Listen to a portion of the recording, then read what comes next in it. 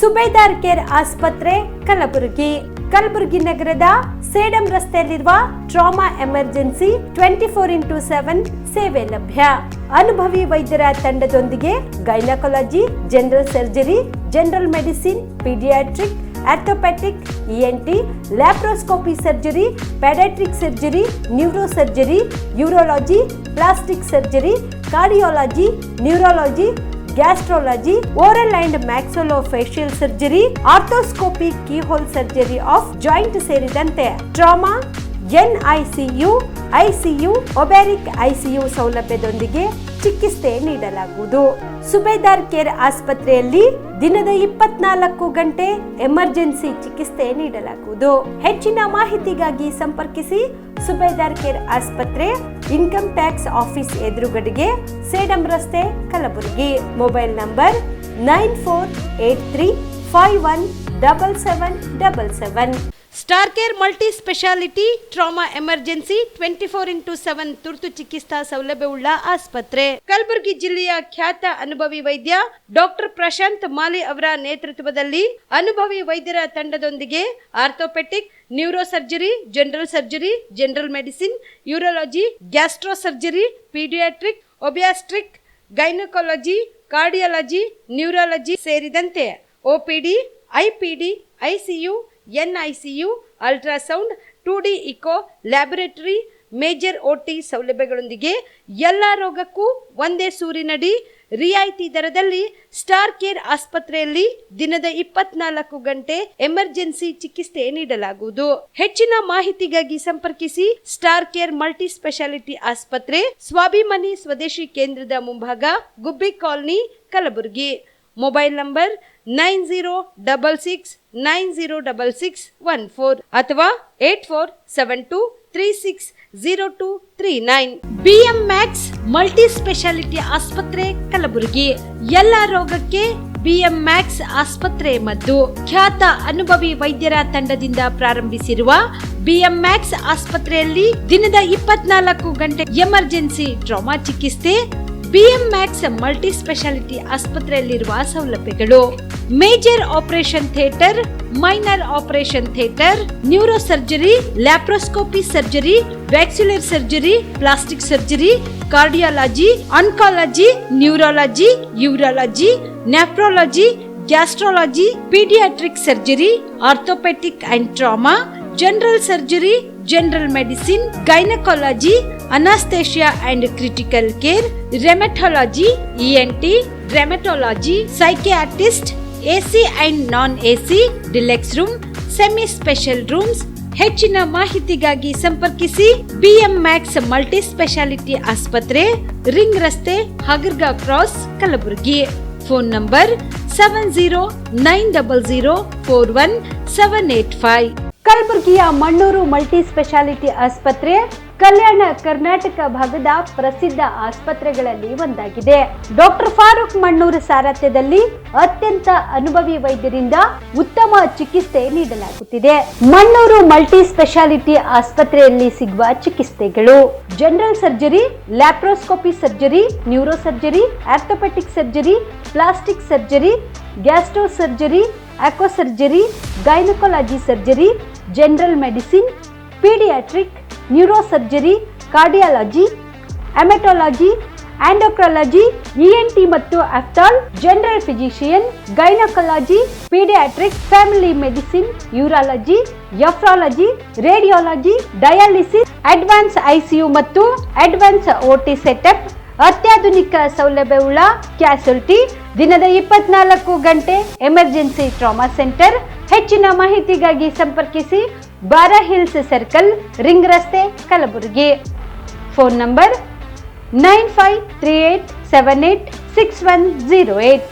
ಬಿಲ್ವಾ ಆಸ್ಪತ್ರೆ ಕಲಬುರಗಿ ಜಿಲ್ಲೆಯ ಪ್ರತಿಷ್ಠಿತ ಆಸ್ಪತ್ರೆಗಳಲ್ಲಿ ಒಂದಾಗಿದೆ. ಖ್ಯಾತ ವೈದ್ಯರಾದ ಡಾಕ್ಟರ್ ರೇಣು ಪ್ರಸಾದ್ ಚಿಕ್ಕಮಠ ಸಾರಥ್ಯದಲ್ಲಿ ಖ್ಯಾತ ಅನುಭವಿ ವೈದ್ಯರಿಂದ ಉತ್ತಮ ಚಿಕಿತ್ಸೆ ನೀಡಲಾಗುತ್ತಿದೆ. ಕಲ್ಯಾಣ ಕರ್ನಾಟಕ ಭಾಗದಲ್ಲಿ ಪ್ರಪ್ರಥಮ ಬಾರಿಗೆ robotic hip and knee replacement ಚಿಕಿತ್ಸೆ ನೀಡುತ್ತಿರುವ ಏಕೈಕ ಆಸ್ಪತ್ರೆ ಬಿಲ್ವಾ ಆಸ್ಪತ್ರೆಯಾಗಿದೆ. ಆಸ್ಪತ್ರೆಯಲ್ಲಿ ಸಿಗುವ ಚಿಕಿತ್ಸೆಗಳು: general surgery, laparoscopy surgery, neuro surgery, orthopaedic surgery, plastic surgery, gastro surgery, aqua surgery, gynaecology surgery, general medicine, paediatric, neuro surgery, cardiology, haematology, endocrinology, ENT ಮತ್ತು ophthal, general physician, urology, nephrology, radiology, dialysis, advance ICU and advance OT setup, ಅತ್ಯಾಧುನಿಕ ಸೌಲಭ್ಯವುಳ್ಳ casualty, 24x7 emergency trauma centre. ಹೆಚ್ಚಿನ ಮಾಹಿತಿಗಾಗಿ ಸಂಪರ್ಕಿಸಿ ಬಿಲ್ವಾ ಆಸ್ಪತ್ರೆ, beside Amba Bhavani temple, new Jevargi road, Kalaburagi. Phone number 7420972719. ನೀವು ಕೂಡ ಕಣ್ಣಿನ ಸಮಸ್ಯೆ ಎದುರಿಸುತ್ತಿದ್ದೀರಾ? ಎಲ್ಲಿ ಚಿಕಿತ್ಸೆ ಪಡೆಯಬೇಕು ಅಂತ ಯೋಚನೆ ಮಾಡ್ತಾ ಇದ್ದೀರಾ? ಮತ್ಯಾಕೆ ತಡ? ದೃಷ್ಟಿ ಐ ಆಸ್ಪತ್ರೆ ಕಲಬುರಗಿಗೆ ಭೇಟಿ ನೀಡಿ. ಖ್ಯಾತ ಅನುಭವಿ ವೈದ್ಯರಿಂದ ಕಡಿಮೆ ದರದಲ್ಲಿ ಚಿಕಿತ್ಸೆ, ಕಣ್ಣಿನ ಪರೀಕ್ಷೆ, ಹೊಲಿಗೆ ರಹಿತ ಶಸ್ತ್ರಚಿಕಿತ್ಸೆ, ಪೊರೆ ಆಪರೇಷನ್, ಲೇಸರ್ ಇಂಜೆಕ್ಷನ್ ರಹಿತ ಶಸ್ತ್ರಚಿಕಿತ್ಸೆ, ಸಕ್ಕರೆ ಕಾಯಿಲೆ ಇರುವವರಿಗೆ ಲೇಸರ್ ಚಿಕಿತ್ಸೆ, ದೂರದೃಷ್ಟಿ ದೋಷ ಹಾಗೂ ಸಮೀಪ ದೃಷ್ಟಿ ದೋಷದ ಸಮಸ್ಯೆಗೆ ಸೂಕ್ತ ಪರಿಹಾರ, ಕನ್ನಡಕದ ಸೌಲಭ್ಯ, ಕಾಂಟ್ಯಾಕ್ಟ್ ಲೆನ್ಸ್ ಅಳವಡಿಕೆ, ಇಷ್ಟೆಲ್ಲ ಸೌಲಭ್ಯ ಒಂದೇ ಸೂರಿನಡಿ. ಹೆಚ್ಚಿನ ಮಾಹಿತಿಗಾಗಿ ಸಂಪರ್ಕಿಸಿ Gachchin Mani tower, big bazaar ಮುಂದುಗಡೆ, Jagat circle, Kalaburagi. Phone number 7899328915. ಕಲಬುರಗಿಯಲ್ಲಿ ಸ್ತ್ರೀ ರೋಗ ಹಾಗೂ ಮಕ್ಕಳ ಚಿಕಿತ್ಸೆಗಾಗಿಯೇ ಪ್ರತ್ಯೇಕ ಆಸ್ಪತ್ರೆ ಪ್ರಾರಂಭ. ಸುಜಿನಿ ಕಲ್ಯಾಣ ಕರ್ನಾಟಕ ಭಾಗದ ಅತ್ಯಾಧುನಿಕ ತಾಯಿ ಮತ್ತು ಶಿಶುವಿನ ಆರೈಕೆಯ ಆಸ್ಪತ್ರೆ.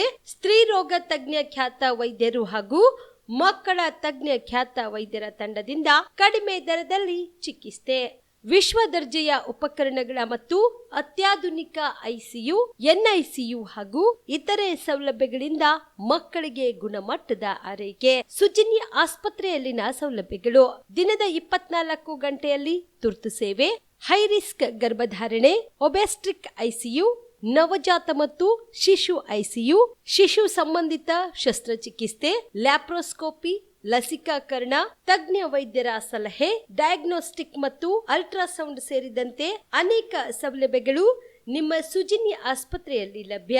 ಹೆಚ್ಚಿನ ಮಾಹಿತಿಗಾಗಿ ಸಂಪರ್ಕಿಸಿ ಸುಜಿನಿ ಆಸ್ಪತ್ರೆ, ಬಿಗ್ ಬಜಾರ್ ಎದುರುಗಡೆಗೆ, ಕಲಬುರಗಿ. ದೂರವಾಣಿ ಸಂಖ್ಯೆ 08472272727 ಅಥವಾ ಮೊಬೈಲ್ ನಂಬರ್ 9900427814. ನಮಸ್ಕಾರ ವೀಕ್ಷಕರೇ, ಆನ್ ಸ್ಪಾಟ್ ನ್ಯೂಸ್ಗೆ ಸ್ವಾಗತ. ನಾನು ಸಂಗೀತ. ನಾನು ಸಹ ಮಂತ್ರಿ ಸ್ಥಾನದ ಆಕಾಂಕ್ಷಿಯಾಗಿದ್ದೇನೆ. 2018ರಿಂದಲೂ ಸಚಿವ ಸ್ಥಾನದ ಆಕಾಂಕ್ಷಿಯಾಗಿದ್ದೇನೆ ಎಂದು ಶಾಸಕ ಡಾಕ್ಟರ್ ಅಜಯ್ ಸಿಂಗ್ ಮತ್ತೊಮ್ಮೆ ಮಂತ್ರಿಗಿರಿಯ ಆಸೆಯನ್ನ ಬಿಚ್ಚಿಟ್ಟರು.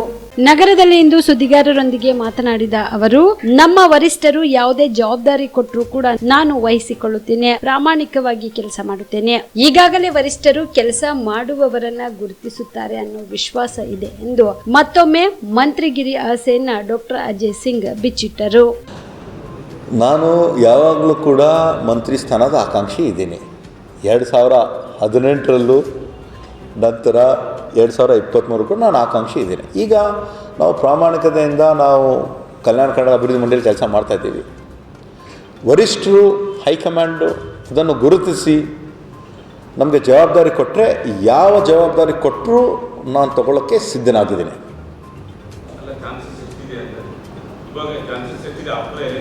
ಆಫ್ಟರ್ ಎಲೆಕ್ಷನ್ನು ಹೈಕಮಾಂಡ್ ಅವ್ರು ಡಿಸೈಡ್ ಮಾಡ್ತಾರೆ, ರೀಶಫಲ್ ಯಾವಾಗ ಮಾಡೋದು, ಹೆಂಗೆ ಮಾಡೋದು ಅಂತ ಅವ್ರು ಡಿಸೈಡ್ ಮಾಡ್ತಾರೆ. ಅವ್ರ ಮೇಲೆ ಬಿಟ್ಟಿದ್ದು, ಅವ್ರು ಬಿಟ್ಟು ಮತ್ತು ಅವ್ರು ಗುರುತಿಸ್ತಾರೆ ಯಾರು ಕೆಲಸ ಮಾಡ್ತಾ ಇದ್ದಾರೆ, ಯಾರಿಗೆ ಅವಕಾಶ ಮಾಡಿಕೊಡ್ಬೇಕು. ಅವ್ರು ಏನು ಜವಾಬ್ದಾರಿ ಕೊಟ್ಟರು ನಾನು ಮಾಡೋದಕ್ಕೆ ಸಿದ್ಧನಾಗಿದ್ದೀನಿ. I am ready to accept any challenge. ಹಾಸ್ಟೆಲ್ಗಳಲ್ಲಿ ದುಡಿಯುತ್ತಿರುವ ಹೊರಗುತ್ತಿಗೆ ನೌಕರರ ಬಾಕಿ ವೇತನ ಕೂಡಲೇ ಪಾವತಿಸಬೇಕು ಸೇರಿದಂತೆ ತಮ್ಮ ವಿವಿಧ ಬೇಡಿಕೆಗಳನ್ನು ಈಡೇರಿಸುವಂತೆ ಆಗ್ರಹಿಸಿ ಕರ್ನಾಟಕ ರಾಜ್ಯ ಸರ್ಕಾರಿ ಹಾಸ್ಟೆಲ್ ಮತ್ತು ವಸತಿ ಶಾಲಾ ಹೊರಗುತ್ತಿಗೆ ನೌಕರರ ಸಂಘದ ಜಿಲ್ಲಾ ಸಮಿತಿಯ ರಾಜ್ಯ ಅಧ್ಯಕ್ಷ ಭೀಮಶೆಟ್ಟಿ ಎಂಪಳ್ಳಿ ಆಗ್ರಹಿಸಿದರು. ಕಲಬುರಗಿ ನಗರದಲ್ಲಿ ಇಂದು ಸುದ್ದಿಗಾರರೊಂದಿಗೆ ಮಾತನಾಡಿದ ಅವರು, ಕರ್ನಾಟಕ ರಾಜ್ಯದಲ್ಲಿ ಕಾಂಗ್ರೆಸ್ ಸರ್ಕಾರ ಬಂದಾಗಿನಿಂದ ಹಾಸ್ಟೆಲ್ಗಳಲ್ಲಿ ದುಡಿಯುತ್ತಿರುವ ಹೊರಗುತ್ತಿಗೆ ನೌಕರರಿಗೆ ಬಹಳಷ್ಟು ಶೋಷಣೆಗಳು ಹೆಚ್ಚಾಗುತ್ತಾ ಇವೆ. ಅಡುಗೆ ಸಿಬ್ಬಂದಿಗಳ ಸಂಖ್ಯೆ ಕಡಿಮೆ ಮಾಡುವ ಹುನ್ನಾರದಿಂದ ಈಗ ಸದ್ಯ ಸಿಬ್ಬಂದಿಗಳು 12 ತಾಸು ಕೆಲಸ ಮಾಡಿದ್ರು ಸಾಲದಂತಾಗಿ ನೌಕರರು ತಾವಾಗೆ ಕೆಲಸ ಬಿಟ್ಟು ಓಡುವಂತೆ ಸರ್ಕಾರ ವರ್ತಿಸುತ್ತಿದೆ ಎಂದು ಆರೋಪಿಸಿದರು. ತಿಳಿಸಿದರು. ಇನ್ನು ತಮ್ಮ ವಿವಿಧ ಬೇಡಿಕೆಗಳಾದ ಕ್ರೈಸ್ತರ ಅಡಿಯಲ್ಲಿರುವ ವಸತಿ ನಿಲಯಗಳ ನೌಕರರಿಗೆ ಸರ್ಕಾರ ನಿಗದಿಪಡಿಸಿದ ಕನಿಷ್ಠ ವೇತನ ಜಾರಿ ಮಾಡದೆ ಪ್ರತಿ ನೌಕರರಿಗೆ 1,000 ದಿಂದ 1,500 ರೂಪಾಯಿ ಕಡಿಮೆ ವೇತನ ಪಾವತಿಸಲಾಗಿದೆ. ಈಗ ಅರ್ಸ್ ಮೂಲಕ ಎಲ್ಲ ನೌಕರರಿಗೆ ಪಾವತಿಸಬೇಕು. ಕಳೆದ 3 ವರ್ಷಗಳಿಂದ ಶಾರ್ಪ್ ಮ್ಯಾನ್ ಪವರ್ ಏಜೆನ್ಸಿಯವರು ಕಡಿಮೆ ವೇತನ ಪಾವತಿಸಿದ್ದು ಇಪಿಎಫ್ ಇಎಸ್ಐ ಸರಿಯಾಗಿ ತುಂಬದೇ ಇರುವುದರ ಬಗ್ಗೆ ತನಿಖೆ ನಡೆಸಿ ಶಿಸ್ತಿನ ಕ್ರಮ ಜರುಗಿಸಬೇಕು ಎಂದು ಆಗ್ರಹಿಸಿದರು. ಕರ್ನಾಟಕ ರಾಜ್ಯದಲ್ಲಿ ಸರ್ಕಾರಿ ಹಾಸ್ಟೆಲ್ಗಳಲ್ಲಿ ದುಡಿತೋರ ಹೊರಗುತ್ತಿಗೆ ನೌಕರರಿಗೆ ಈ ಸರ್ಕಾರ ಈಗ ಮತ್ತು ಹಿಂದೆನೂ ಕೂಡ ಸಿದ್ದರಾಮಯ್ಯನ ಸರ್ಕಾರ ಇದ್ದಾಗ ಹಿಂದೆನೂ ಕೂಡ ಭಾಳಷ್ಟು ಶೋಷಣೆ ನಡೆದಿತ್ತು. ಆವಾಗ ನೇರವಾಗಿ ನೇಮಕಾತಿ ಮಾಡ್ಕೋ ಮೂಲಕ 5,500 ಜನರಿಗೆ ಹೊರಗೆ ಹಾಕಿದ್ರು. ಹಾಸ್ಟೆಲ್ ಬಿಟ್ಟು ಹೊರಗುತ್ತಿಗೆ ನೌಕರರು ಕೆಲಸ ಕಳ್ಕೊಂಡಿದ್ರು. ಮತ್ತು ಈಗ ಪುನಃ ಮಕ್ಕಳ ಸಂಖ್ಯೆ ಹೆಚ್ಚು ಮಾಡಿ ಸಿಬ್ಬಂದಿ ಸಂಖ್ಯೆ ಕಡಿಮೆ ಮಾಡೋ ಮೂಲಕ ನಮ್ಮ ಅಡುಗೆಯವ್ರಿಗೆ ಮತ್ತೆ ಪುನಃ ಕೆಲಸ ಕಳ್ಕೊಂಬ ಪರಿಸ್ಥಿತಿ ತಂದು ಹೊಡ್ಡಿದ್ದಾರೆ. BCM ಇಲಾಖೆಯಲ್ಲಿ 100 ಮಕ್ಕಳಿದ್ದಂಥ ಹಾಸ್ಟೆಲ್ಗಳು ಇವತ್ತು 200 ತನಕ ಒಯ್ದಾರೆ. 150, 175, 200ವರೆಗೂ ಕೂಡ ಮಕ್ಕಳ ಸಂಖ್ಯೆ ಹೆಚ್ಚಿಗೆ ಮಾಡ್ಯಾರ. ಅದೇ ಸಿಬ್ಬಂದಿ 5 ಜನ ಅಡುಗೆ ಮಾಡ್ಬೇಕಂತ ಹೇಳ್ತಾರೆ. ಅಲ್ಲದೆ ಹೊಸದಾಗಿ ಪ್ರಾರಂಭದ ಮೊರಾರ್ಜಿ ಶಾಲೆಗಳಲ್ಲಿ ಇಂದಿರಾ ಗಾಂಧಿ, ಮೊರಾರ್ಜಿ, ಕಿತ್ತೂರಾಣಿ ವಸತಿ ನಿಲಯಗಳಲ್ಲಿ ಅಲ್ಲೂ ಕೂಡ ಇವತ್ತು ಅವ್ರು 7 ಜನ ಸಿಬ್ಬಂದಿ 11 ಜನ ಸಿಬ್ಬಂದಿ ಇರಬೇಕಂತೇಳಿ ಸರ್ಕಾರದ ಹಿಂದಿನ ನಿಯಮ ಇತ್ತು. ಹಿಂದೆ ಇದ್ದಂಥ ಎಲ್ಲ ಶಾಲೆಗಳಲ್ಲಿ 11 ಜನ ಇದ್ದಾರೆ. ಆದರೆ ಈಗ 7 ಜನ ಟೋಟಲಿ. ಒಟ್ಟಾರೆ ಈ ಸರ್ಕಾರ ಸಿದ್ದರಾಮಯ್ಯವ್ರ ಸರ್ಕಾರ ಬಂದಾಗಿನಿಂದ ಮತ್ತಿಷ್ಟು ಶೋಷಣೆ ಶುರುವಾಗಿದೆ. ಎಲ್ಲ ನೌಕರರಿಗೆ ಭಯ ಆಗಿದೆ, ಕೆಲಸ ತೆಗಿತಾರಂತೇಳಿ. ಅದಕ್ಕಾಗಿ ದಯವಿಟ್ಟು ಯಾವ ನೌಕರಿನೂ ಕೂಡ ಕೆಲಸದಿಂದ ತೆಗಿಬಾರ್ದು. ದುಡ್ದಂಥ ವೇತನ ಇಲ್ಲ, 7-8 ತಿಂಗಳ ತನಕ ವೇತನ ಹಾಕಿಲ್ಲ.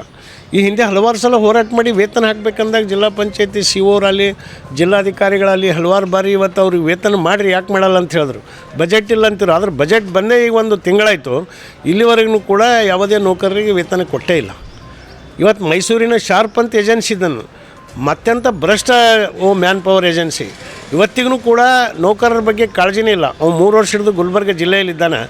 ಇವತ್ತು ಎಲ್ಲ ನೌಕರರಿಗೆ 3 ವರ್ಷ ಹಿಡಿದು ಕಡಿಮೆ ಸ್ಯಾಲ್ರಿ ಕೊಡ್ತಾ ಇದ್ದಾನೆ. ಅದ್ರ ಬಗ್ಗೆ ನಾವು ಬ್ಯಾಂಕ್ ಸ್ಟೇಟ್ಮೆಂಟ್ ತೆಗೆದು ಇವತ್ತು ಜಿಲ್ಲಾಧಿಕಾರಿ ಕೊಟ್ಟಿವಿ, ಜಿಲ್ಲಾ ಪಂಚಾಯತಿ ಕೊಟ್ಟಿದ್ದೆವು, ಅಲ್ಲೇ ಇವತ್ತು ಕಾರ್ಮಿಕ ಇಲಾಖೆ ಕೊಟ್ಟಿದ್ದೆವು, ಸಮಾಜ ಕಲ್ಯಾಣ ಇಲಾಖೆ ಕೊಟ್ಟಿದ್ದೇವೆ. ಎಲ್ಲರಿಗೆ ಕೊಟ್ಟರೂ ಕೂಡ ಅದ್ರ ಬಗ್ಗೆ ತನಿಖೆ ಮಾಡಿ ಅವ್ರಿಗೆ ಯಾಕೆ ನೀ ಸ್ಯಾಲ್ರಿ ಕಡಿಮೆ ಹಾಕಿದೆ ಅಂತ ಬಾಯಿ ಬಿಡ್ತಾ ಇಲ್ಲ. ಅವೇನೋ ಮಂತ್ರಿ ಇದು ಸಂಬಂಧ ಅಂತವ, ಯಾವ ಮಂತ್ರಿ ಸಂಬಂಧನೋ ಗೊತ್ತಿಲ್ಲ.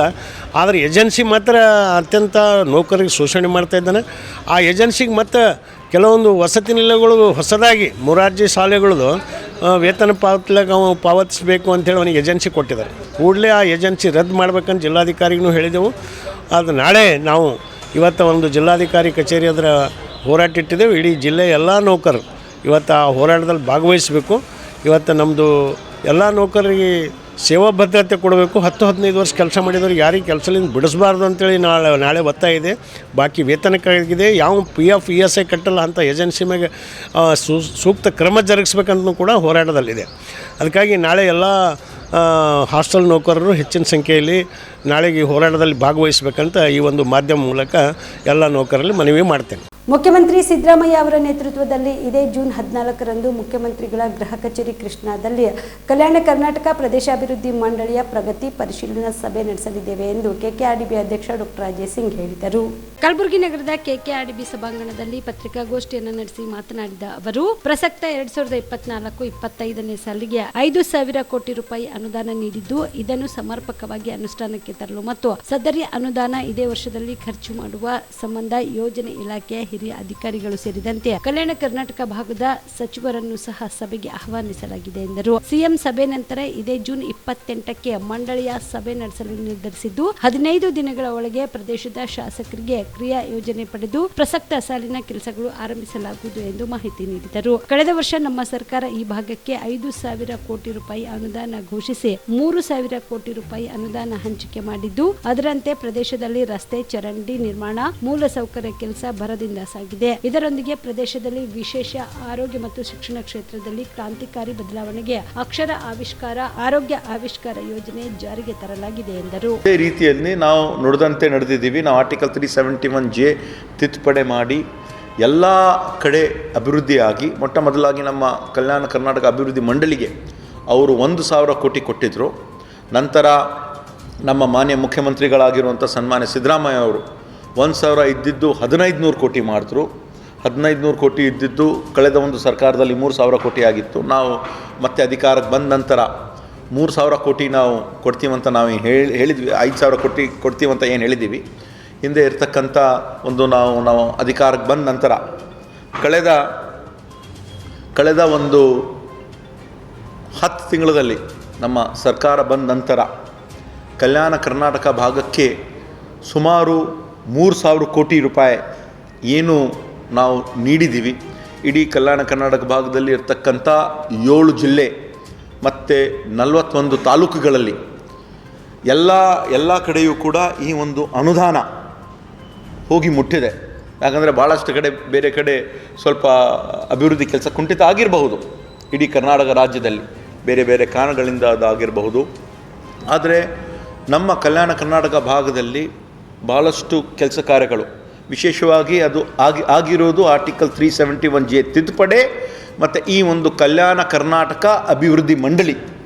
ಕಲ್ಯಾಣ ಕರ್ನಾಟಕ ಅಭಿವೃದ್ಧಿ ಮಂಡಳಿಯ ಒಂದು ದೊಡ್ಡ ಪಾತ್ರವಿದೆ. ಎಲ್ಲ ಕಡೆ ಹಳ್ಳಿಯಲ್ಲಿ ಇವಾಗ CC ರಸ್ತೆಗಳಾಗಲಿ, ಡ್ರೈನ್ಗಳಾಗಲಿ ಕೆಲಸ ಪ್ರಾರಂಭ ಆಗಿ ಒಂದು ಹಂತದಲ್ಲಿದೆ. ಜನನೂ ಕೂಡ ನೋಡ್ತಾ ಇದ್ದಾರೆ, ಈ ಹೊಸ ಸರ್ಕಾರ ಬಂದಿದೆ, ಕೆಲಸ ಕಾರ್ಯಗಳು ಕೂಡ ಆಗ್ತಾ ಇದೆ. ಅಂದರೆ ಅದು ವಿಶೇಷವಾಗಿ ಈ ಒಂದು ಆರ್ಟಿಕಲ್ 371J ತಿದ್ದುಪಡಿ ಆಗಿದೆ ಅಂದರೆ ಸನ್ಮಾನ್ಯ ಮಲ್ಲಿಕಾರ್ಜುನ್ ಖರ್ಗೆ ಸಾಹೇಬರಿಗೆ, ದಿವಂಗತ ಧರ್ಮ್ ಸಿಂಗ್ ಸಾಹೇಬರಿಗೆ, ಮತ್ತು ಇದು ಸರಿಯಾಗಿ ರೀತಿಯಿಂದ ಅನುಷ್ಠಾನ ಆಗಿರೋದು ನಮ್ಮ ಮಾನ್ಯ ಮುಖ್ಯಮಂತ್ರಿಗಳಾಗಿರುವಂಥ ಸನ್ಮಾನ್ಯ ಸಿದ್ದರಾಮಯ್ಯ ಅವರು, ಉಪಮುಖ್ಯಮಂತ್ರಿಗಳಿಗೂ ಎಲ್ಲರಿಗೂ ಕೂಡ ನಾನು ಧನ್ಯವಾದಗಳನ್ನು ಹೇಳಲು ಇಷ್ಟಪಡುತ್ತೇನೆ. ಮತ್ತು ಅದರ ಜೊತೆಯಾಗಿ ನಾವು ಈ ಒಂದು ಎಲ್ಲ ಗ್ಯಾರಂಟಿ ಯೋಜನೆಗಳು, ನಾವು ಕೊಟ್ಟಿರುವಂತಹ ಗ್ಯಾರಂಟಿ ಯೋಜನೆಗಳು ಭಾಳಷ್ಟು ಕಡೆ ನಾವು ಪತ್ರಿಕಾ ಮಾಧ್ಯಮದಲ್ಲಿ ಎಲ್ಲ ಕಡೆ ನಾವು ನೋಡಿದ್ದೀವಿ. ಕ್ಯಾಂಡಿಡೇಟ್ಗಳಿಂದ ನಮಗೆ ಅನುಕೂಲ ಆಗಿದೆ. ಇವತ್ತು ನಾವು 5 ಸೀಟ್ ನಾವು ಗೆದ್ದಿದ್ದೀವಿ. ಹಳ್ಳಿ ಹೋಗಿರುವಂತಹ ಜನ ಯಾವೊಂದು ರೀತಿಯಿಂದ, ವಿಶೇಷವಾಗಿ ಹೆಣ್ಮಕ್ಕಳು ನಮ್ಗೆ ಯಾವೊಂದು ರೀತಿಯಿಂದ ಸ್ಪಂದಿಸಿದ್ದಾರೆ. ಅವ್ರು ಸಿಕ್ಕಿರುವಂಥ ಪ್ರತಿ ತಿಂಗಳಕ್ಕೆ 2,000 ರೂಪಾಯಿ ಆಗಲಿ, ಮತ್ತು ಉಚಿತವಾಗಿ ಬಸ್ ಪ್ರಯಾಣ ಆಗಲಿ, 5 ಕೆಜಿಯಿಂದ 10 kg ಅಕ್ಕಿ ಸಿಗ್ತಕ್ಕಂಥ ಒಂದು ವಿಷಯ ಆಗಿರಬಹುದು, 200 ಯೂನಿಟ್ ಉಚಿತವಾಗಿ ವಿದ್ಯುತ್ ಸಿಗ್ತಾ ಇರಬಹುದು. ಮತ್ತು ಯುವಕರಿಗೆ ನಾವು ಏನು ಪ್ರಾರಂಭ ಮಾಡಿದ್ವಿ, ಸುಮಾರು 5,29,000 ಯುವಕರು ಏನು ನೋಂದಣಿ ಮಾಡಿಕೊಂಡಿದ್ದಾರೆ. ಒಂದು ಯುವ ನಿಧಿ ಅಂತ ಕಾರ್ಯಕ್ರಮ ಆಗಿರಬಹುದು. ಎಲ್ಲ ಜನ ಒಂದು ಅರ್ಥ ಆಗಿದೆ. ಯಾಕಂದರೆ ನಮ್ಮ ಕಲ್ಯಾಣ ಕರ್ನಾಟಕ ಅಭಿವೃದ್ಧಿ ಮಂಡಳಿ ವತಿಯಿಂದ ನಾವು ಮಾಡ್ತಕ್ಕಂಥ ಒಂದು ಅಕ್ಷರ ಆವಿಷ್ಕಾರ ಕಾರ್ಯಕ್ರಮ ಆಗಿರ್ಬೋದು, ಆರೋಗ್ಯ ಆವಿಷ್ಕಾರ ಕಾರ್ಯಕ್ರಮಗಳಾಗಿರ್ಬೋದು, ಉದ್ಯೋಗ ಆವಿಷ್ಕಾರ ಕಾರ್ಯಕ್ರಮಗಳಾಗಿರ್ಬೋದು, ಮಿನಿ ವಿಧಾನಸೌಧ ಮಾಡ್ತಕ್ಕಂಥ ಅದೆಲ್ಲ ಪ್ರಾರಂಭ ಆಗಿದೆ. ಯಾಕಂದರೆ ಅಭಿವೃದ್ಧಿ ಅಂದರೆ ಒಂದು ನಿರಂತರವಾದ ಒಂದು ಪ್ರಕ್ರಿಯೆ, ಒಂದೇ ಸತಿ ಆಗ್ತಕ್ಕಂಥ ಕೆಲಸ ಇಲ್ಲ, ಸತತವಾಗಿ ನಡೆದಿರುವಂತಹ. ಈಗ ನಾವು ಎಲ್ಲ ಒಂದು ರೀತಿಯಿಂದ ನಾವು ನೋಡಿದ್ರೆ ಈ ಒಂದು 5 ಸೀಟ್ ನಾವು ಕಲ್ಯಾಣ ಕರ್ನಾಟಕ ಭಾಗದಲ್ಲಿ ನಾವು ನೋಡಿದ್ರೆ ಅದರ ಒಂದು ದೊಡ್ಡ ಪಾತ್ರ ಆರ್ಟಿಕಲ್ 371J ಇದೆ, KKRDB ಬೋರ್ಡ್ ಇದೆ. ಮತ್ತು ಅದರ ಜೊತೆಯಾಗಿ ನಮ್ಮ ಈ ಒಂದು ಯೋಜನೆಗಳು ನಾವು ಏನು ಅನುಷ್ಠಾನಕ್ಕೆ ಸರಿಯಾಗಿ ರೀತಿಯಿಂದ ಜನರಿಗೆ ಮುಟ್ಟಿಸ್ತಕ್ಕಂಥ ಸುಮಾರು 32,000 ಕೋಟಿ ಕಳೆದ ಒಂದು 9 ತಿಂಗಳಲ್ಲಿ ಏನು ಜನರಿಗೆ ಮುಟ್ಟಿಸ್ತಕ್ಕಂಥ ಒಂದು ಕೆಲಸ ಪ್ರಯತ್ನ ನಾವು ಮಾಡಿದ್ದೀವಿ. ಅದನ್ನು ಕೂಡ ಇದರಲ್ಲಿ ಎತ್ತಿ ತೋರಿಸ್ತದೆ.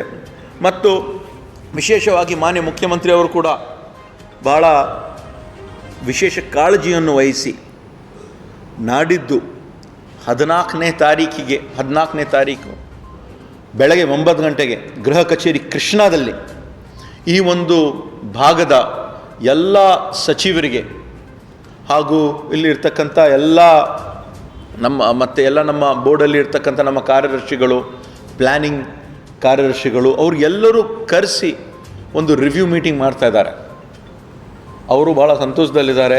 ಹಿಂದಿನ ವರ್ಷ ಬೇರೆ ಬೇರೆ ಕಾರಣಗಳಿಂದ, ಯಾಕಂದರೆ ನಮಗೆ ಜಾಸ್ತಿ ಸಮಯ ಸಿಕ್ಕಿರಲಿಲ್ಲ, ಬರೀ 3,000 ಕೋಟಿ ಬಂದಿದೆ. ಈ ಬಾರಿ ಯಾವ ಕಾರಣಕ್ಕೂ ನಮ್ಮ ಕಲ್ಯಾಣ ಕರ್ನಾಟಕ ಈ ಒಂದು ಅಭಿವೃದ್ಧಿಗಾಗಿ ಅಭಿವೃದ್ಧಿ ಮಂಡಳಿಗೆ 5,000 ನಮ್ಮ ಸರ್ಕಾರ ಕಡೆಯಿಂದ ಯಾವೊಂದು ರೀತಿಯಿಂದ ನಾವು ಹೇಳಿದ್ದೀವಿ. ಅದಕ್ಕೆ ಒಂದು ರಿವ್ಯೂ ಮೀಟಿಂಗ್ ನಾಡಿದ್ದು ಮಾನ್ಯ ಮುಖ್ಯಮಂತ್ರಿಯವರು ಕರೆದಿದ್ದಾರೆ.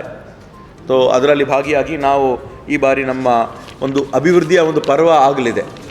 ಒಂದು ಅಭಿವೃದ್ಧಿ ಮುಂದೆ ಬರ್ತಕ್ಕಂಥ ದಿನಗಳಲ್ಲಿ ಈ ಒಂದು ಭಾಗದಲ್ಲಿ ತಾವು ಏನೇನು ನೋಡ್ತಾ ಇದ್ದೀರಿ, 5,000 ಕೋಟಿ ಅಂದರೆ ಭಾಳಷ್ಟು ಒಂದು ಅನುದಾನ. ನಾವು ಕೂಡ ಹೆಚ್ಚಿನ ಒಂದು ಒತ್ತಡ ಹಾಕಿ ನಮ್ಮ ಈ ಒಂದು ಭಾಗಕ್ಕೆ ಬರ್ತಕ್ಕಂಥ ಒಂದು ಅನುದಾನವನ್ನು ಹೊರತು ಈ ಒಂದು ಅನುದಾನ ಬರಬೇಕು ಅಂತ ನಾವು ಈ ಒಂದು ಭಾಗದ ಎಲ್ಲ ಮಂತ್ರಿಗಳು ಮತ್ತು ಶಾಸಕರು ನಾವು ಮಾತಾಡಿದ್ದೀವಿ. ಆಗಲೇಬೇಕು. ಮತ್ತು ನಾವು 5 ಸೀಟ್ ಕೊಟ್ಟಿದ್ದೀವಿ ಅಂದರೆ ಇನ್ನೂ ಹೆಚ್ಚಿನ ಒಂದು ನಿರೀಕ್ಷೆಯು ಕೂಡ ನಾವು ಅವ್ರ ಮುಂದೆ ನಾವು ಇಡ್ತೀವಂತ. ನಟ ದರ್ಶನ್ ಅವರನ್ನು ಈ ಹಿಂದೆ ರಾಜ್ಯ ಸರ್ಕಾರ ರೈತರ ರಾಯಭಾರಿಯನ್ನಾಗಿ ಮಾಡಿದ್ದು, ಆದರೆ ದರ್ಶನ್ ಪ್ರಕರಣವೊಂದರಲ್ಲಿ ಹೆಸರು ಕೇಳಿ ಬಂದದ್ದು. ಸರ್ಕಾರ ರಾಯಭಾರಿಗಳನ್ನು ನೇಮಿಸುವ ಮುನ್ನ ಪರಾಮರ್ಶೆ ಮಾಡಿಕೊಳ್ಳಬೇಕು ಎಂದು ರಾಜ್ಯ ರೈತ ಸಂಘಟನೆಗಳ ಒಕ್ಕೂಟದ ಹಾಗೂ ಕಬ್ಬು ಬೆಳೆಗಾರರ ಸಂಘದ ರಾಜ್ಯ ಅಧ್ಯಕ್ಷ ಕುರುಬೂರು ಶಾಂತಕುಮಾರ್ ವಿಷಾದ ವ್ಯಕ್ತಪಡಿಸಿದರು.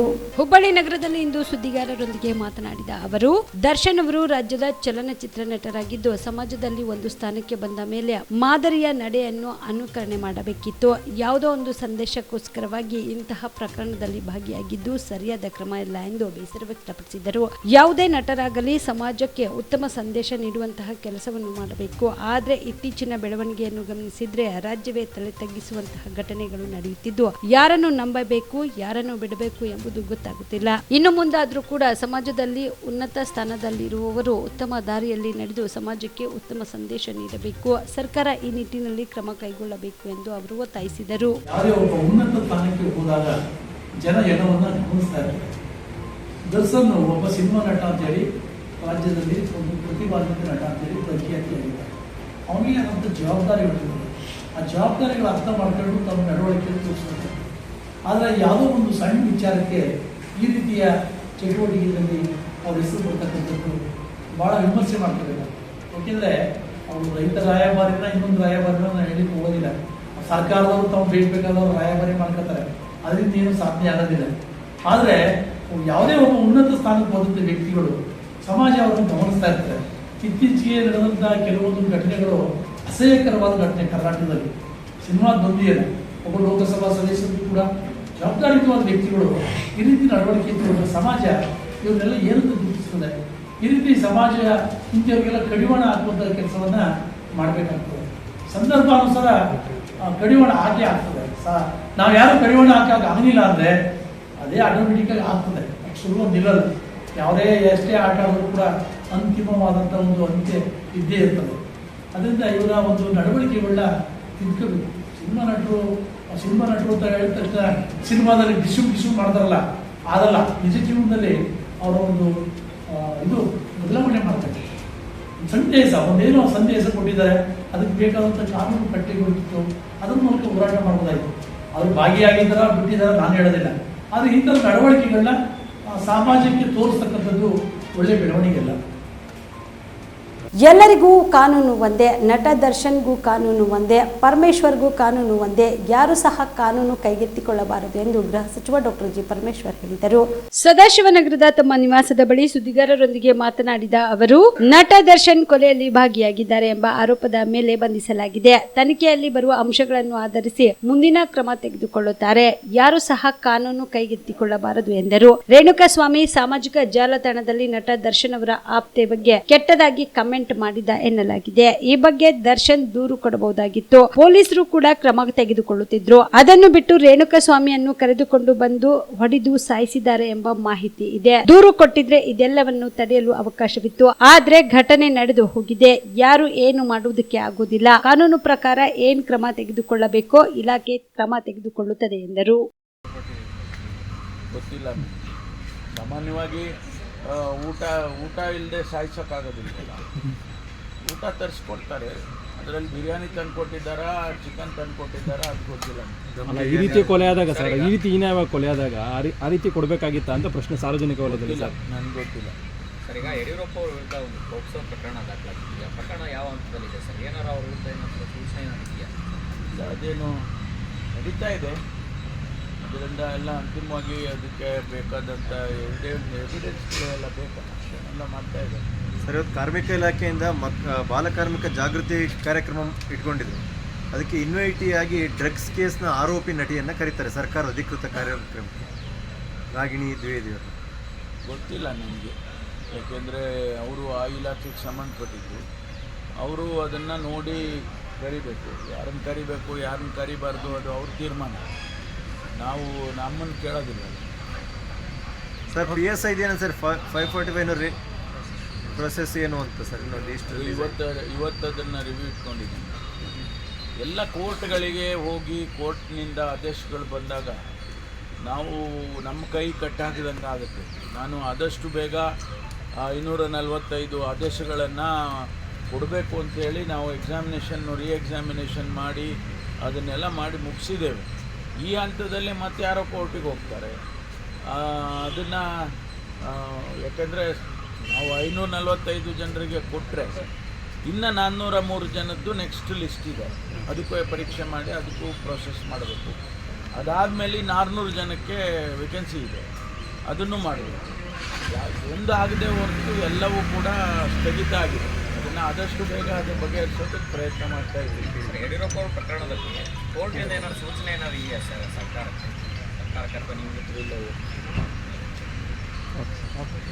ಓಕೆ. ಕನ್ನಡ ಚಿತ್ರರಂಗದ ಖ್ಯಾತ ನಟ ದರ್ಶನ್ ಅವರ ಕುಮ್ಮಕ್ಕಿನಿಂದ ಹತ್ಯೆಗೀಡಾದ ಚಿತ್ರದುರ್ಗ ಮೂಲದ ರೇಣುಕಾ ಸ್ವಾಮಿ ಕೊಲೆ ಖಂಡಿಸಿ ಹುಬ್ಬಳ್ಳಿಯಲ್ಲಿ ಕರ್ನಾಟಕ ರಾಜ್ಯ ಬೇಡ ಜಂಗಮ ಸಂಘಟನೆ ವತಿಯಿಂದ ಪ್ರತಿಭಟನೆ ಮಾಡಲಾಯಿತು. ಯುವ ಘಟಕದ ಅಧ್ಯಕ್ಷರಾದ ನಿರಂಜನಯ್ಯ ಹಿರೇಮಠ ಅವರ ನೇತೃತ್ವದಲ್ಲಿ ನಡೆದ ಪ್ರತಿಭಟನೆಯ ರ್ಯಾಲಿಯು ನಗರದ ಕೊಪ್ಪಿಕ ರಸ್ತೆಯ ಲ್ಯಾಮಟ್ಟಿಂಗ್ ರಸ್ತೆ ಸಂಗೊಳ್ಳಿ ರಾಯಣ್ಣ ವೃತ್ತದ ಮೂಲಕ ಸಾಗಿ ಮಿನಿ ವಿಧಾನಸೌಧ ತಲುಪಿ ತಹಸೀಲ್ದಾರ್ ಮೂಲಕ ರಾಜ್ಯ ಸರ್ಕಾರಕ್ಕೆ ಮನವಿ ಸಲ್ಲಿಸಿದ್ರು. ಇನ್ನು ಇದಕ್ಕೂ ಮುನ್ನ ಕೊಲೆಯಲ್ಲಿ ಭಾಗಿಯಾದ ಎನ್ನಲಾದ ನಟ ದರ್ಶನ್ ವಿರುದ್ಧ ಧಿಕ್ಕಾರ ಕೂಗಿ ಆಕ್ರೋಶ ವ್ಯಕ್ತಪಡಿಸಿದರು. ಬಳಿಕ ಬಂಧಿತ ಎಲ್ಲ ಆರೋಪಿಗಳ ವಿರುದ್ಧ ಕಠಿಣ ಕಾನೂನು ಕ್ರಮ ಜರುಗಿಸಬೇಕು ಎಂದು ರಾಜ್ಯ ಸರ್ಕಾರಕ್ಕೆ ಒತ್ತಾಯಿಸಿದರು. ಈ ವೇಳೆಯಲ್ಲಿ ಘಟಕದ ಅಧ್ಯಕ್ಷರಾದ ನಿರಂಜನಯ್ಯ ಹಿರೇಮಠ ಮಾತನಾಡಿ, ಹತ್ಯೆಗೀಡಾದ ಬೇಡ ಜಂಗಮ ಸಮಾಜದ ಯುವಕ ರೇಣುಕಾ ಸ್ವಾಮಿ ಕುಟುಂಬಕ್ಕೆ ಸೂಕ್ತ ಭದ್ರತಾ ವ್ಯವಸ್ಥೆ ಮತ್ತು ಅಗತ್ಯ ಪರಿಹಾರ ನೆರವು ನೀಡಿ ನ್ಯಾಯ ಒದಗಿಸಬೇಕು ಎಂದು ಆಗ್ರಹಿಸಿದರು.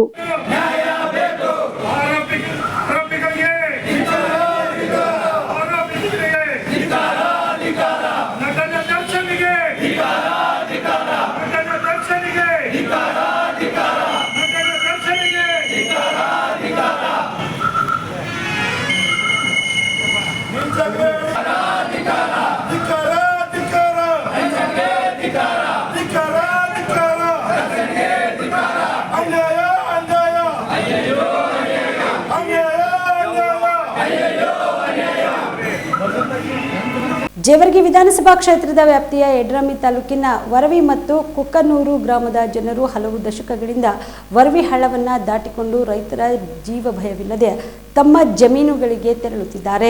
ಈ ಬಾರಿ ಸುರಿದ ಭಾರಿ ಮಳೆಯಿಂದ ಹಳ್ಳ ಅಪಾಯ ಮಟ್ಟ ಮೀರಿ ಹರಿಯುತ್ತಿದ್ದು ಜನರು ಅನಿವಾರ್ಯವಾಗಿ ಹಗ್ಗದ ಸಹಾಯದಿಂದ ಹಳ್ಳ ದಾಟಿ ಜಮೀನುಗಳಿಗೆ ತೆರಳುತ್ತಿದ್ದಾರೆ. ಕೊಂಚ ಆಯ ತಪ್ಪಿದ್ರೆ ಸಾವಿನ ಮನೆ ಸೇರಬೇಕಾಗುತ್ತದೆ. ಆದ್ರೂ ಕೂಡ ಯಡ್ರಾಮಿ ತಾಲೂಕಿನ ವರವಿನ ಮತ್ತು ಕುಕ್ಕನೂರು ಗ್ರಾಮಗಳ ಮಧ್ಯೆ ಹರಿಯುವ ಹಳ್ಳವೇ ಇಲ್ಲಿನ ಜನರಿಗೆ ರಸ್ತೆ ಸಂಪರ್ಕ. ಹಳ್ಳದಲ್ಲಿ ನೀರಿಲ್ಲದಿದ್ದಾಗ ಆರಾಮವಾಗಿ ಹಳ್ಳದಲ್ಲಿ ನಡೆದುಕೊಂಡು ಮತ್ತೊಂದು ಬದಿಯಲ್ಲಿರುವ ತಮ್ಮ ಜಮೀನುಗಳಿಗೆ ತೆರಳುತ್ತಾರೆ. ಆದ್ರೆ ಈ ಬಾರಿ ಬಂದ ಮಳೆಯಿಂದ ವರವಿ ಗ್ರಾಮದ ಹಳ್ಳ ಅಪಾಯ ಮಟ್ಟ ಮೀರಿ ಹರಿಯುತ್ತಿದೆ. ಹಳ್ಳದ ಆ ಬದಿಯಲ್ಲಿರುವ ಜಮೀನುಗಳಿಗೆ ತೆರಳಲು ರೈತರು ಎಡಬದಿಗೆ ಹಗ್ಗ ಕಟ್ಟಿ ಹಗ್ಗದ ಸಹಾಯದಿಂದಲೇ ಹಳ್ಳ ದಾಟುತ್ತಿದ್ದಾರೆ. ಕೊಂಚ ಆಯ ತಪ್ಪಿದ್ರೂ ರಭಸವಾಗಿ ಹರಿಯುತ್ತಿರುವ ನೀರಿನಲ್ಲಿ ಕೊಚ್ಚಿಕೊಂಡು ಹೋಗುವುದು ಮಾತ್ರ ಗ್ಯಾರಂಟಿಯಾಗಿದೆ.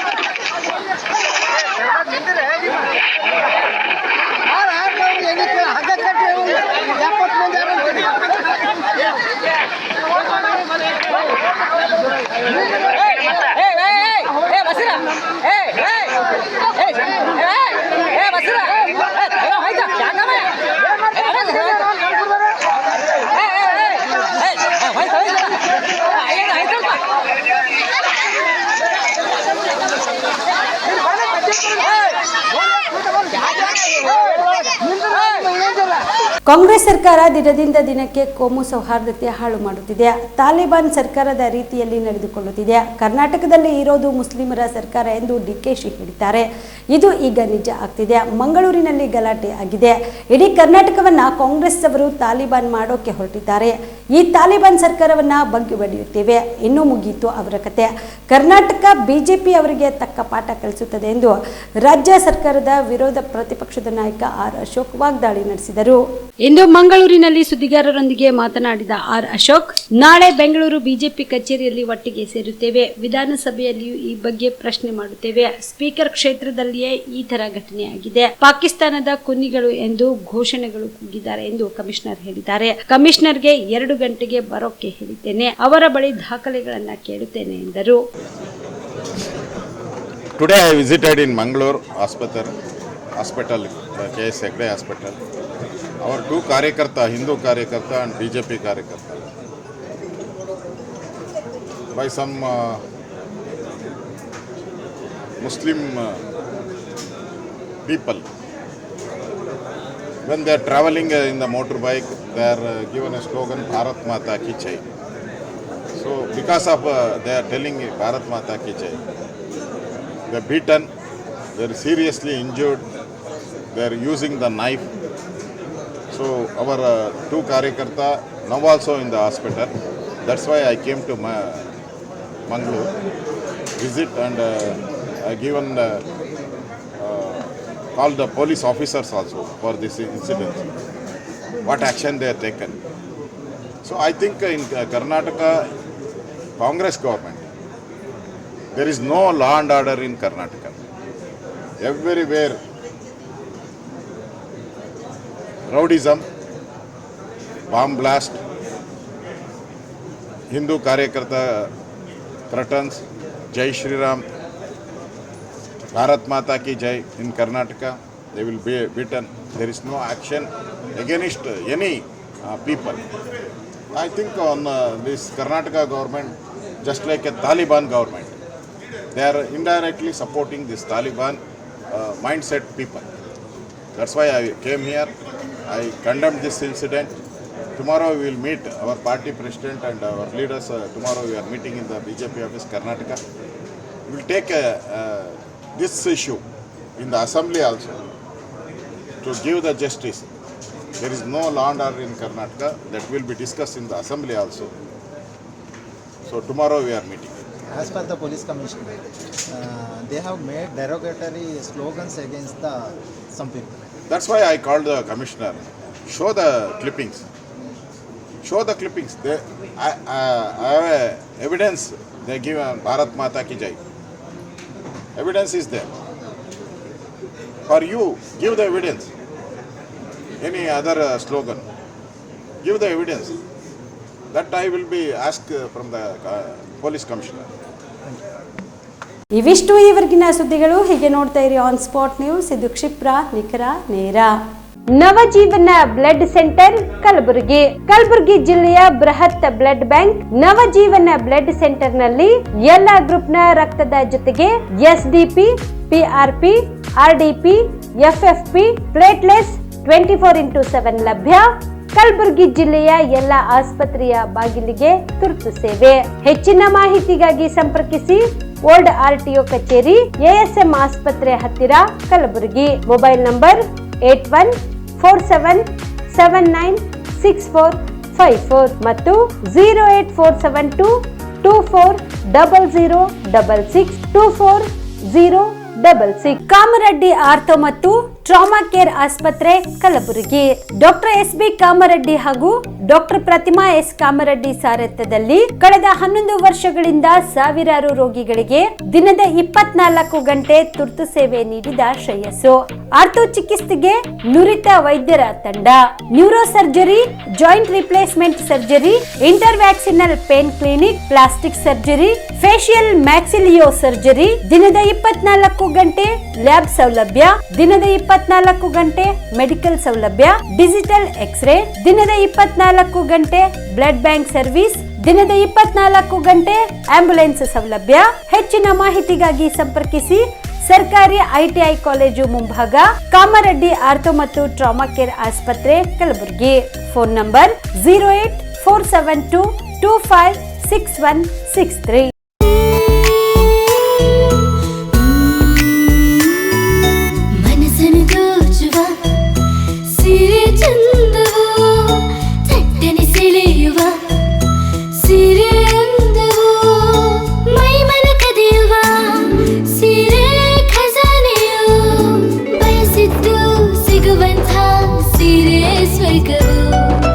ಮದುವೆಯ ಸಂಭ್ರಮದ ಚಿತ್ತಾರದ ಸೀರೆಗಳು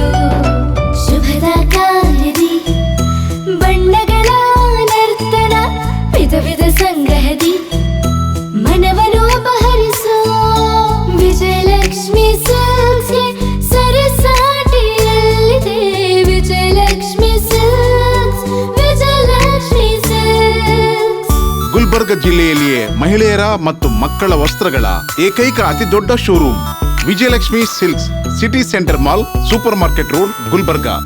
ನೀವು ರಾತ್ರಿ ಹೊತ್ತು ಕುಟುಂಬದ ಸದಸ್ಯರ ಜೊತೆ ಅಥವಾ ಸ್ನೇಹಿತರ ಜೊತೆ ಎಲ್ಲಾದ್ರೂ ಊಟಕ್ಕೆ ಹೋಗ್ಬೇಕು ಅಂತ ಪ್ಲಾನ್ ಮಾಡ್ತಾ ಇದ್ದೀರಾ?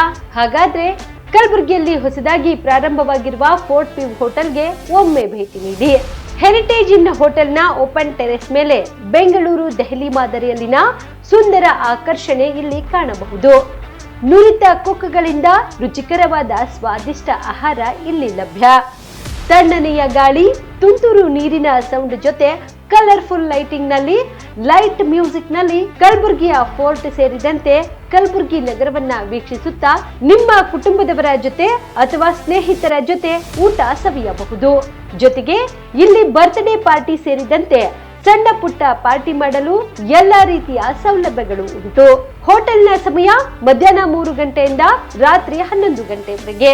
ಹೆಚ್ಚಿನ ಮಾಹಿತಿಗಾಗಿ ಸಂಪರ್ಕಿಸಿ ಫೋರ್ಟ್ ವ್ಯೂ ಹೋಟೆಲ್, ಹೆರಿಟೇಜ್ ಇನ್ ಮೇಲುಗಡೆ, city bus stand, super market, Kalaburagi. Phone number 9036235555. ನಿಮ್ಮ ಕುಟುಂಬದ ಮದುವೆ ಪಾರ್ಟಿ, ಬರ್ತ್ಡೇ ಪಾರ್ಟಿಗೆ ಸುಂದರವಾದ ಎಲ್ಲಾ ಸೌಲಭ್ಯವುಳ್ಳ ಸ್ಥಳ ವೀಕ್ಷಿಸುತ್ತಿದ್ದೀರಾ? ಹಾಗಾದ್ರೆ ಚಿಂತೆ ಬಿಡಿ. ಕಲಬುರಗಿಯ ಆಳಂದ್ ರಸ್ತೆಯ ಕ್ರಿಸ್ಟಲ್ ಫಾರ್ಮ್ಸ್ ಹೈವೇ ರೆಸಾರ್ಟ್ಗೆ ಒಮ್ಮೆ ಭೇಟಿ ನೀಡಿ. ಹೌದು, ಕ್ರಿಸ್ಟಲ್ ಫಾರ್ಮ್ಸ್ ನಲ್ಲಿ ಸಭೆ ಸಮಾರಂಭ ನಡೆಸಲು seminar hall, birthday party, wedding reception, get together ಪಾರ್ಟಿಗಳು ಸೇರಿದಂತೆ ಎಲ್ಲಾ ಪಾರ್ಟಿಗಳು ಮಾಡಲು ವಿಶಾಲ ಹಾಗೂ ಎಲ್ಲಾ ಸೌಲಭ್ಯವುಳ್ಳ hi tech hall, swimming pool, family restaurant, bar and restaurant, ಮಕ್ಕಳಿಗೆ ಆಟವಾಡಲು ಕಿಡ್ಸ್ ಗೇಮ್, ಸುಸಜ್ಜಿತ ಹಾಗೂ ಸುಂದರವಾದ ಶೂಟ್ ರೂಮ್, ವಿಭಿನ್ನ ಹಾಗೂ ಸ್ವಾದಭರಿತ ಕ್ಯಾಂಟಿನೇಟರ್ ತಿಂಡಿಗಳು, ಜಾಗಿಂಗ್ ಟ್ರ್ಯಾಕ್, ಜಿಮ್ ಸೇರಿದಂತೆ ಎಲ್ಲಾ ಸೌಲಭ್ಯಗಳು ಕ್ರಿಸ್ಟಲ್ ಫಾರ್ಮ್ಸ್ ನಲ್ಲಿ ಲಭ್ಯ. ಹೆಚ್ಚಿನ ಮಾಹಿತಿಗಾಗಿ ಸಂಪರ್ಕಿಸಿ ಕ್ರಿಸ್ಟಲ್ ಫಾರ್ಮ್ಸ್ ಹೈವೇ ರೆಸಾರ್ಟ್, ಕೆರೆ ಬೋಸ್ಕ ಹತ್ತಿರ, ಆಳಂದ್ ರಸ್ತೆ, ಕಲಬುರಗಿ. Phone number 9490295555 7406215555. ಕಲಬುರಗಿ ಜಿಲ್ಲೆಗೆ ಪ್ರವಾಸ ಮಾಡ್ತಾ ಇದ್ದೀರಾ? ಅಲ್ಲಿ ಯಾವ ಹೋಟೆಲ್ನಲ್ಲಿ ಉಳಿದುಕೊಳ್ಳಬೇಕು ಎಂದು ಯೋಚಿಸ್ತಾ ಇದ್ದೀರಾ? ಹಾಗಾದ್ರೆ ಚಿಂತೆ ಯಾಕೆ? ಕಲಬುರಗಿ ಜಿಲ್ಲೆಯ ಪ್ರತಿಷ್ಠಿತ ಅತ್ಯಾಧುನಿಕ ಸೌಲಭ್ಯವುಳ್ಳ ಹೆರಿಟೇಜ್ ಇನ್ ಹೋಟೆಲ್ನಲ್ಲಿ ಉಳಿದುಕೊಳ್ಳಲು ಸೌಲಭ್ಯ ಉಂಟು.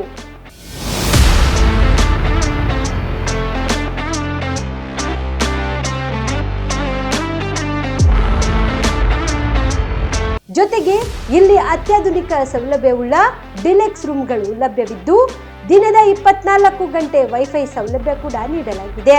ಎಲ್ಲಾ ತರಹದ ಸೌಲಭ್ಯ ಕೂಡ ನೀಡಲಾಗುತ್ತಿದೆ. ರೆಸ್ಟೋರೆಂಟ್ ಸೌಲಭ್ಯದ ಜೊತೆಗೆ ಕಾರ್ ಪಾರ್ಕಿಂಗ್ ವ್ಯವಸ್ಥೆ ಕೂಡ ಮಾಡಲಾಗಿದೆ. ಹೆಚ್ಚಿನ ಮಾಹಿತಿಗಾಗಿ ಸಂಪರ್ಕಿಸಿ heritage inn hotel, city bus stand, super market, Kalaburagi. Phone number 9702205555. ಪ್ರಕಟಣೆ: ಜಿಲ್ಲಾ ಆರೋಗ್ಯ ಮತ್ತು ಕುಟುಂಬ ಕಲ್ಯಾಣ ಅಧಿಕಾರಿಗಳು, ಕಲಬುರಗಿ ಜಿಲ್ಲಾ ರೋಗವಾಹಕ ಆಶ್ರಿತ ರೋಗಗಳ ನಿಯಂತ್ರಣಾಧಿಕಾರಿಗಳು, ಕಲಬುರಗಿ. ಡೆಂಗು ಜ್ವರ ನಿಯಂತ್ರಣ ಎಲ್ಲರ ಜವಾಬ್ದಾರಿ. ಎಲ್ಲರೂ ತಿಳಿದಿರಬೇಕಾದ ಮೂಲ ಮಾಹಿತಿ. ಡೆಂಗ್ಯೂ ಜ್ವರ ಎಂದರೇನು? ಡೆಂಗು ಜ್ವರ ವೈರಸ್ನಿಂದ ಉಂಟಾಗುವ ಕಾಯಿಲೆ.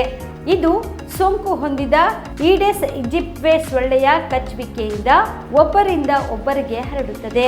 ಈ ಸೊಳ್ಳೆಗಳು ಸಾಮಾನ್ಯವಾಗಿ ಸ್ವಚ್ಛ ನೀರಿನಲ್ಲಿ ಸಂತಾನ ಅಭಿವೃದ್ಧಿ ಮಾಡುತ್ತವೆ ಹಾಗೂ ಹಗಲು ಹೊತ್ತಿನಲ್ಲಿ ಮನುಷ್ಯರನ್ನು ಕಚ್ಚುತ್ತವೆ. ಈ ರೋಗದ ಮುಖ್ಯ ಲಕ್ಷಣಗಳು ಯಾವುವು? ಇದ್ದಕ್ಕಿದ್ದಂತೆ ತೀವ್ರ ಜ್ವರ, ವಿಪರೀತ ತಲೆನೋವು, ಕಣ್ಣುಗಳ ಹಿಂಭಾಗ ನೋವು, ಮಾಂಸಖಂಡ ಮತ್ತು ಕೀಲುಗಳಲ್ಲಿ ವಿಪರೀತ ನೋವು ಕಾಣಿಸಿಕೊಳ್ಳುವುದು ಈ ರೋಗದ ಪ್ರಮುಖ ಲಕ್ಷಣಗಳು. ತೀವ್ರ ಸ್ಥಿತಿಯಲ್ಲಿ ಬಾಯಿ, ಮೂಗು ಮತ್ತು ವಸಡುಗಳಿಂದ ರಕ್ತಸ್ರಾವ ಹಾಗೂ ಚರ್ಮದ ಮೇಲೆ ಅಲ್ಲಲ್ಲಿ ರಕ್ತಸ್ರಾವದ ಗುರುತುಗಳು ಕಾಣಿಸಿಕೊಳ್ಳುತ್ತವೆ. ಈ ರೋಗಕ್ಕೆ ಚಿಕಿತ್ಸೆ ಏನು? ಡೆಂಗ್ಯೂ ಜ್ವರಕ್ಕೆ ಯಾವುದೇ ನಿರ್ದಿಷ್ಟ ಔಷಧಿ ಹಾಗೂ ಲಸಿಕೆ ಇರುವುದಿಲ್ಲ. ರೋಗದ ಲಕ್ಷಣಗಳಿಗನುಸಾರವಾಗಿ ವೈದ್ಯರಿಂದ ಸೂಕ್ತ ಚಿಕಿತ್ಸೆ ಪಡೆಯಬಹುದು. ಇಂತಹ ಲಕ್ಷಣಗಳು ಕಂಡು ಬಂದರೆ ತಕ್ಷಣ ಹತ್ತಿರದ ಸರ್ಕಾರಿ ಆಸ್ಪತ್ರೆ, ಪ್ರಾಥಮಿಕ ಆರೋಗ್ಯ ಕೇಂದ್ರದ ವೈದ್ಯರಲ್ಲಿ ಪರೀಕ್ಷಿಸಿಕೊಂಡು ಸೂಕ್ತ ಚಿಕಿತ್ಸೆಯನ್ನು ಪಡೆಯಬಹುದು. ಈ ರೋಗದ ನಿಯಂತ್ರಣ ಹೇಗೆ? ಸೊಳ್ಳೆಗಳ ನಿಯಂತ್ರಣ ಒಂದೇ ಡೆಂಗ್ಯೂ ರೋಗದ ಹತೋಟಿಗೆ ಮುಖ್ಯ ವಿಧಾನ. ಈ ಸೊಳ್ಳೆಗಳು ನೀರನ್ನು ಸೇಕರಿಸಿಡುವ ಸಿಮೆಂಟ್ ತೊಟ್ಟಿ, ಕಲ್ಲು ಚಪ್ಪಡಿಯಿಂದ ನಿರ್ಮಿಸಿದ ತೊಟ್ಟಿ, ಡ್ರಮ್, ಬ್ಯಾರೆಲ್, ಮಣ್ಣಿನಿಂದ ಮಡಿಕೆ ಉಪಯೋಗಿಸಿದ ಒರಳು, ಕಲ್ಲು ಮುಂತಾದ ಕಡೆಗಳಲ್ಲಿ ಶೇಖರಣೆಯಾಗುವ ನೀರಿನಲ್ಲಿ ಉತ್ಪತ್ತಿ ಆಗುವುದರಿಂದ ಈ ರೀತಿ ನೀರು ನಿಲ್ಲದಂತೆ ಎಚ್ಚರಿಕೆ ವಹಿಸಬೇಕು. ಮುಂಜಾಗ್ರತಾ ಕ್ರಮ: ಎಲ್ಲ ನೀರಿನ ತೊಟ್ಟಿ, ಡ್ರಮ್, ಬ್ಯಾರೆಲ್, ಏರ್ ಕೂಲರ್ ಇತ್ಯಾದಿಗಳನ್ನು ವಾರಕ್ಕೊಮ್ಮೆ ಖಾಲಿ ಮಾಡಿ ಒಣಗಿಸಿ ಭರ್ತಿ ಮಾಡಿಕೊಳ್ಳುವುದು.